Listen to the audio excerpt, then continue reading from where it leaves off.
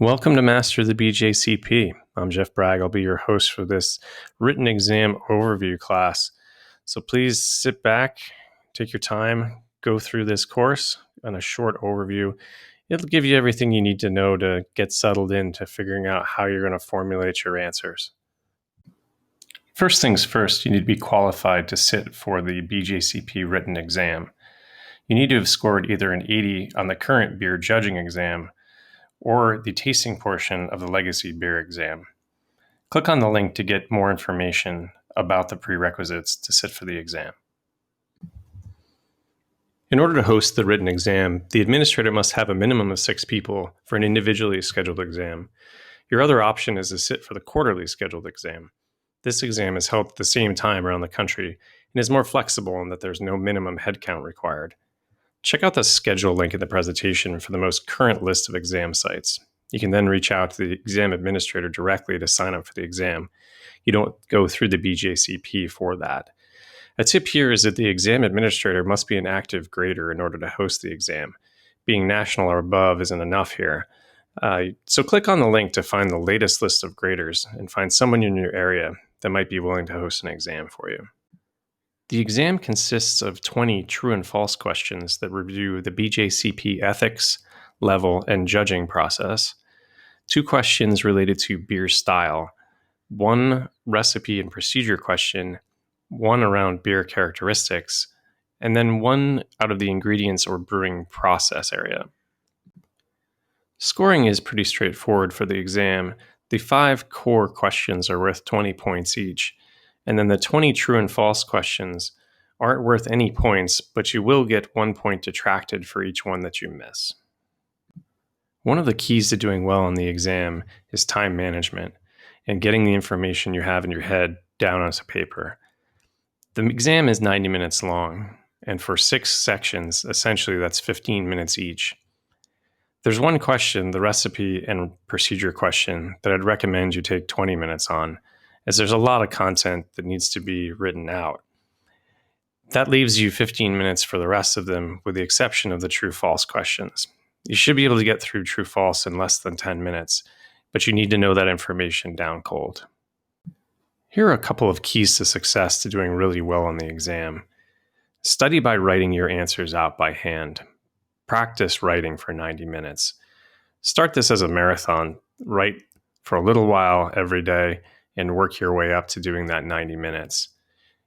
This is something that you probably don't do on a regular daily basis.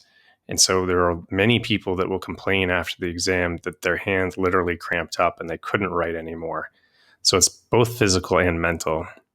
And you got to ensure that your handwriting is legible. If you're writing so fast that you can't read it, you don't want to annoy the judge who's going over your exam and giving you a bad score because you can't read something. You've got to also manage your time by knowing how long it takes to write each complete answer.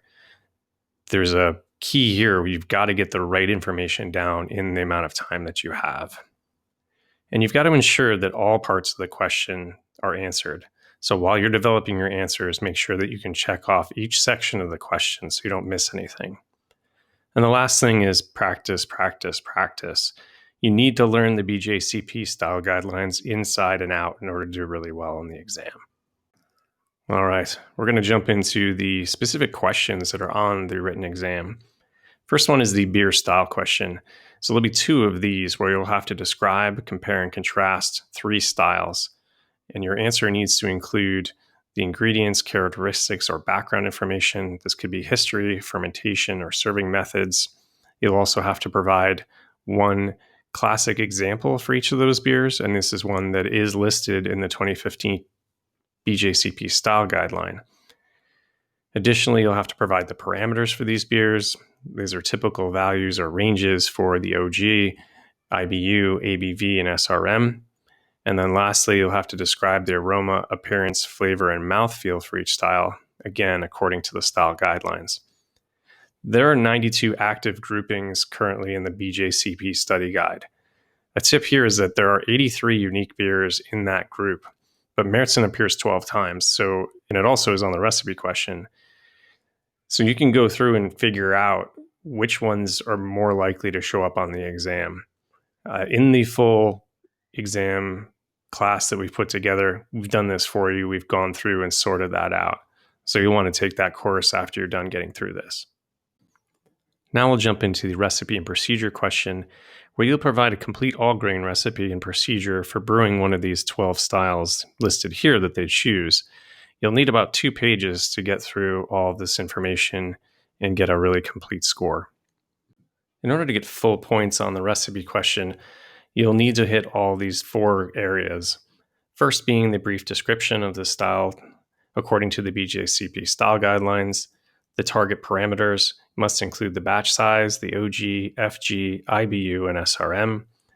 A list of all the ingredients explaining why they're appropriate for the target style, along with their quantities and also how you calculated them.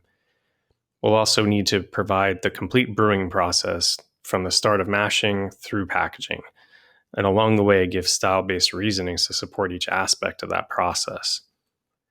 So when you do this style description, a tip here is you really want to go through and do the aroma, appearance, flavor, and mouthfeel. It's not called out in the question, but that's the best way to formulate your answer. Also, there's some grouping and math tricks you can do to make this easier to learn, and we've put that together in our full course. The next is the beer characteristic question. There's one of 2 options. This is the first one. We'll have to describe and discuss the following beer characteristics. 1, 2, and 3. Those are on the next page. And you'll have to go through how it's perceived, describing it, identifying the causes and controls of each characteristic, and then identifying styles in which the characteristic is either appropriate or inappropriate. A tip here is to really put everything into a grid format. That way you don't miss anything. You'll hit each one of the steps that's required. Here's a list of the characteristics that can show up on the exam. You'll need to go through and formulate answers for each one of these.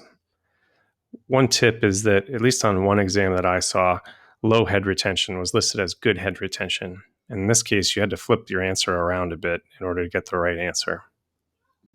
The other beer characteristic question that you may get is what are body and mouthfeel?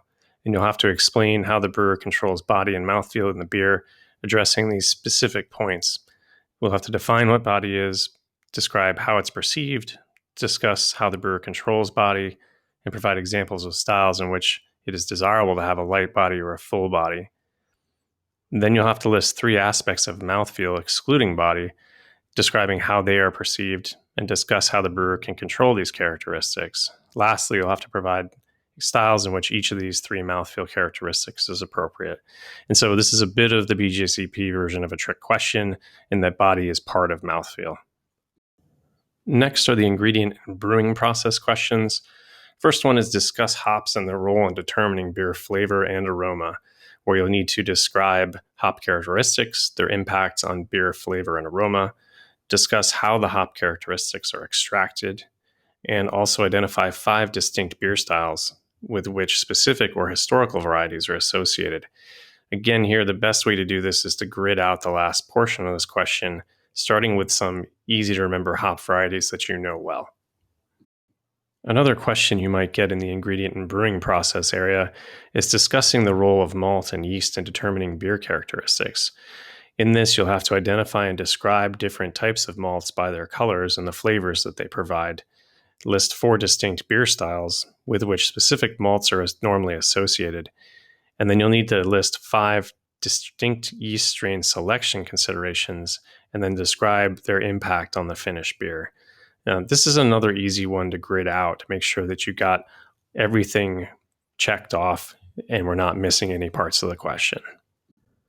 Another ingredient and brewing question you may get is defining these brewing techniques and discussing their effects on finished beer, krausening, adding gypsum, and fining.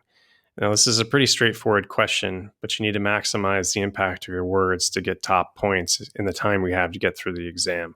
So being clear about what you're going to say is super important here. Another ingredient and brewing question is defining diastatic and proteolytic enzymes.